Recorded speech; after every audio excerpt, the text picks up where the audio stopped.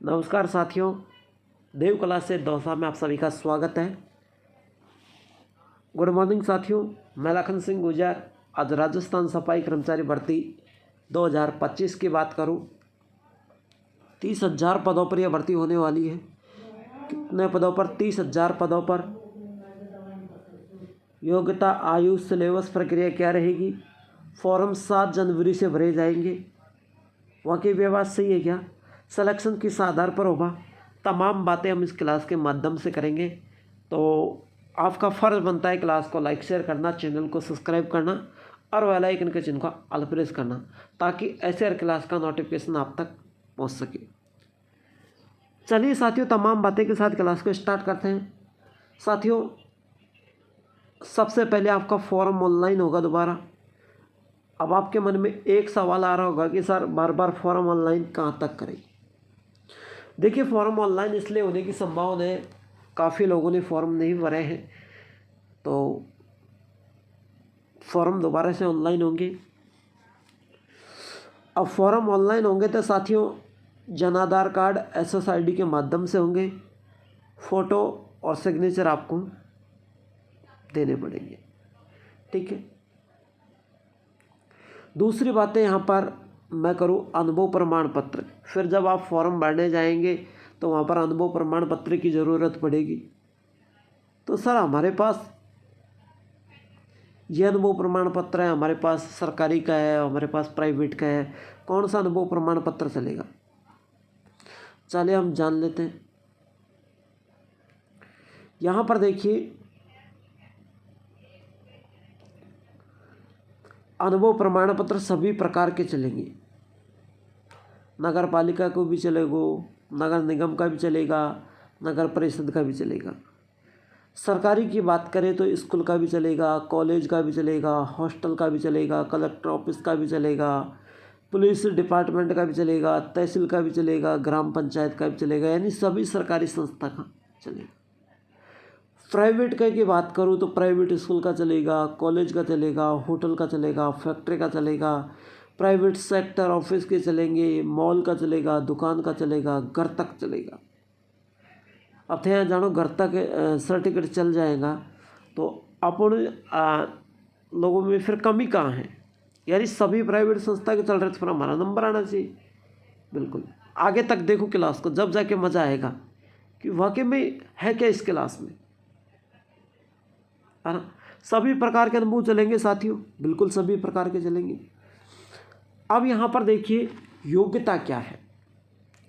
योग्यता अनपढ़ है, गूठा टेक, अनपढ़, है ना। और संविदा के आधार पर आपका सिलेक्शन होगा, ठीक है। आयु है आपकी 18 से 40 वर्ष। विधवा, तलाकशुदा और परिपक्वता महिला 18 से 60 वर्ष तक फॉर्म भर, यानी 60 साल की महिला विधवा हो, तलाकशुदा हो, परिपक्वता हो, वो भी 60 साल की महिला फॉर्म भर सकती है। जिस महिला की उम्र 60 वर्ष हो चुकी है वो फॉर्म भर सकती है। विकलांग भाइयों के लिए 18 से 45 वर्ष है, ठीक है।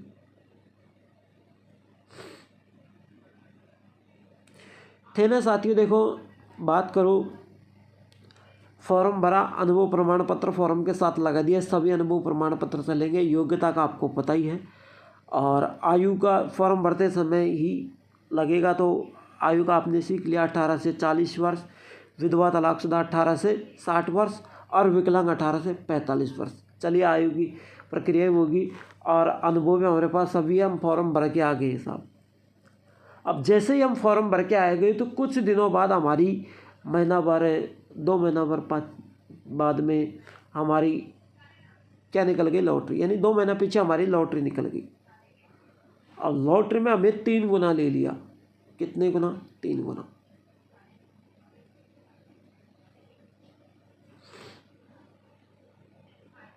तीन गुना ले लिया। हर 3 माह जांच होगी गलत कार्य की, हर 3 माह गलत कार्य की जांच होगी। कैसे? आपको लॉटरी में पास कर लेंगे 3 गुना, यानी 30,000 के लगभग ये पद है ना। तो 1 लाख से ऊपर हम ये ले लेंगे। फिर हमको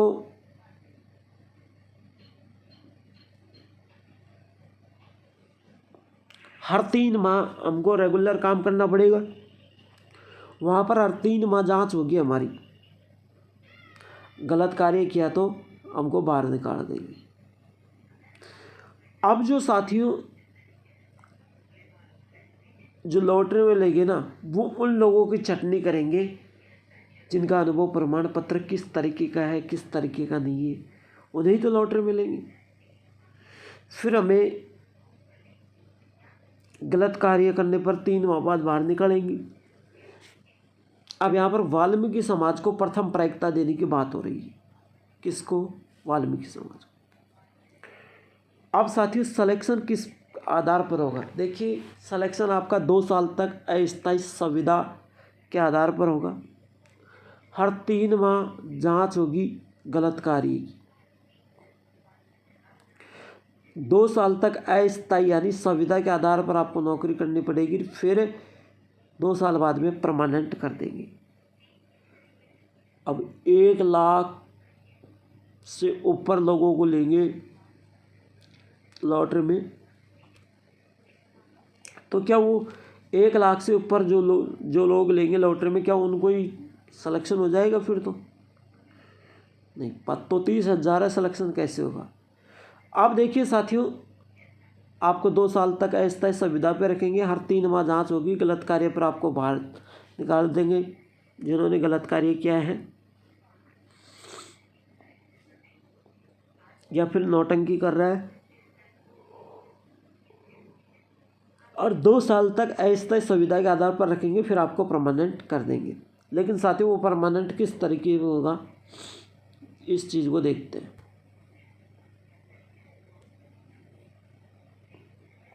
देखिए सबसे पहले तो सभी प्रकार के अनुभव प्रमाण पत्र सभी प्रकार के चलेंगे, बिल्कुल सभी प्रकार के चलेंगे। वहाँ भी मैंने यही कहा था। यहाँ पर देखिए नगर पालिका के संविदा कर्मचारियों को प्रथम प्रायिकता मिलेगी। जो नगर पालिका में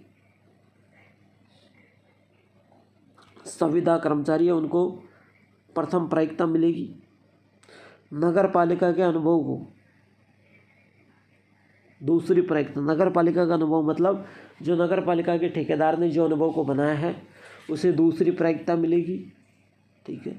सरकारी संस्था वाले को तीसरी प्रायिकता मिलेगी, 3rd प्रायिकता। और अर्ध सरकारी संस्था वाले को 4th प्रायिकता मिलेगी।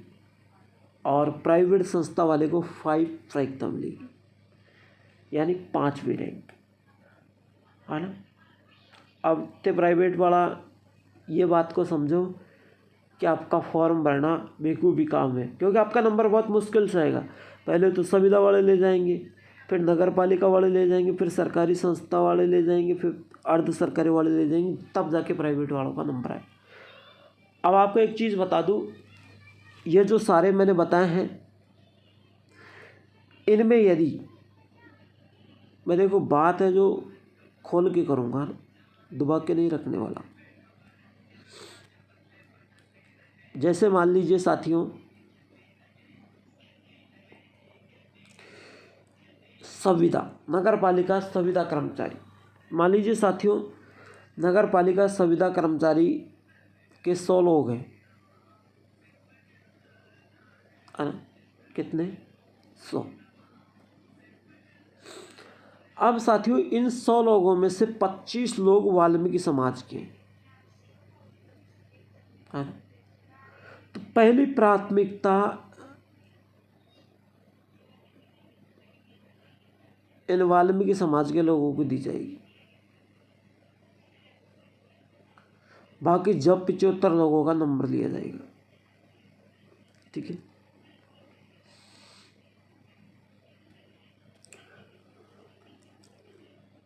जैसे मान लीजिए यहाँ पर नगर पालिका के अनुभव 70 लोगों के पास है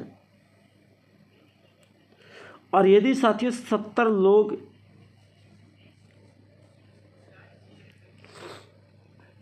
वाल्मीकि समाज के ही हैं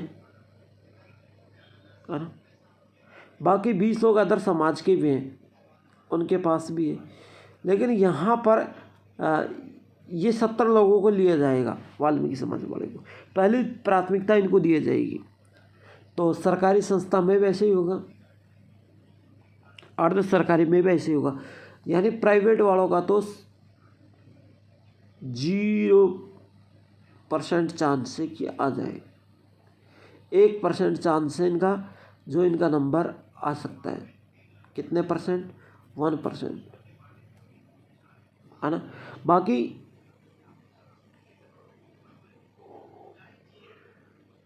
मुझे लगता नहीं है कि इनका नंबर आ जाएगा। अब आपके मन में यह डाउट हो रहा है कि सर भर्ती आएगी तो किस आधार पर आएगी। अब यहाँ पर साथियों मैंने कल भी आपको बताया था कि कई लोग जो पिछले पेपर थे उन पर वाइट पेज लगाकर एडिटिंग कर रहे हैं कि 30,000 संविदा सफाई कर्मी फॉर्म 7 जनवरी से अनुभव प्रमाण पत्र में छूट को लेकर आदेश जारी। पहले तो ये बताओ कि अनुभव प्रमाण पत्र में कौन सी छूट आ गई। भाई छूट आती है तो आयु में छूट आती है। अब मैंने वहाँ बताया आपको कि विधवा तलाकशुदा महिला 18 से लेकर 60 साल तक की महिलाएं फॉर्म भर सकती है, तो ये तो आयु में छूट हुई यार, है ना। ये तो आयु में छूट ही नहीं। अदर जो लोग हैं वो 18 से 40 वर्ष के लोग ही फॉर्म भर सकते हैं, लेकिन यहाँ पर 60 साल क्यों दे रखे हैं? ये तो आयु में छूट हुई ना। तो अनुभव प्रमाण पत्र में कौन सी छूट आने लगी? पहले बात तो ये न्यूज़ गलत है। दूसरी देखो यहाँ पर जो बनाया है, यहाँ पर है 30,000 सफाई कर्मियों के 7 जनवरी से आवेदन, संविदा कर्मी के आधार पर होगी भर्ती, अनुभव में PSI खत्म।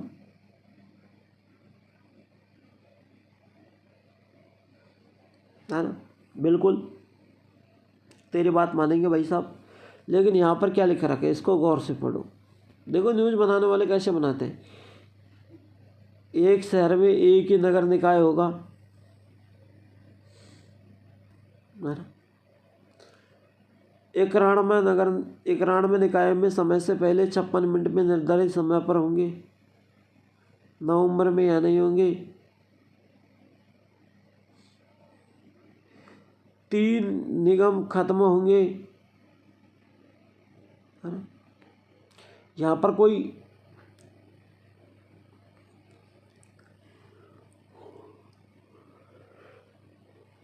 PSI का तो कोई मतलब ही नहीं है, फिर ये क्यों झूठ बोल रहे हैं?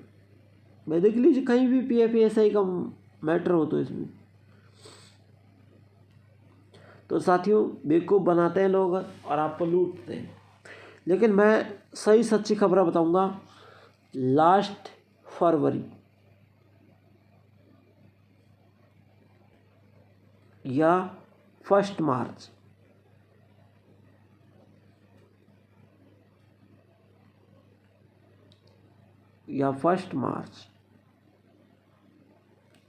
लास्ट फरवरी या 1 मार्च में आपकी वैकेंसी आ सकती है ना। तो आज की क्लास में इतना ही काफ़ी है। अगर क्लास अच्छी लगी है तो लाइक शेयर ज़रूर करना, क्योंकि मैंने एक एक बातें को खोलकर बताया है। और जो भी भाई इस भर्ती में फॉर्म भरने के लिए इच्छुक है वो जल्द से जल्द कमेंट करें।